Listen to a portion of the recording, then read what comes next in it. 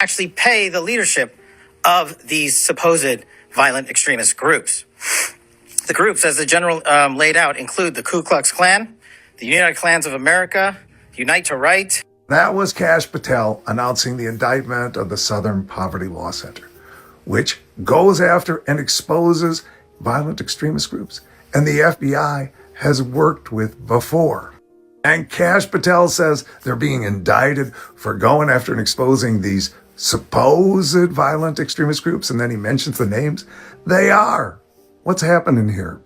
What's happening is that these hate-filled groups that the Southern Poverty Law Center is going after, and the FBI pre-Trump used to go after, are now the Trump administration's buddies. They're their BFFs. We're living in this topsy-turvy, bizarre world where the bad guys, extremists, hate groups, like the KKK, are the good guys.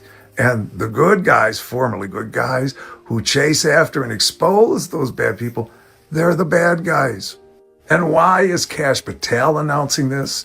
Because it's great cover for the Trump administration to have a person of color up front trying to protect white supremacy. Someone who thinks that, in the Valhalla to come, they'll make an exception for him. When you read the indictment, I've read the indictment from the DOJ, you find out that there's nothing of substance there. So when someone on the right says, oh, the Southern Poverty Law Center was instigating all the horrible stuff that these organizations were doing, without them, they wouldn't do it, that's a flat out lie. The SPLC is infiltrating these groups, which in the past the FBI thought was good. Now they think it's bad because Trump wants to protect those groups. And I'll make a prediction.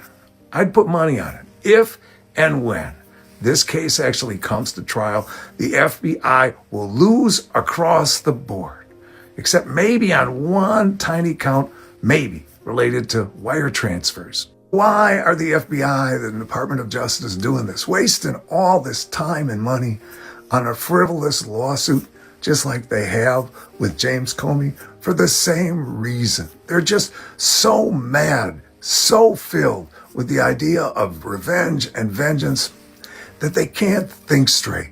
There is a silver lining in all of this. Yeah, Trump wants to become a dictator, but he and his team are so undisciplined and so unstrategic that they're failing. They're failing at Dictator 101.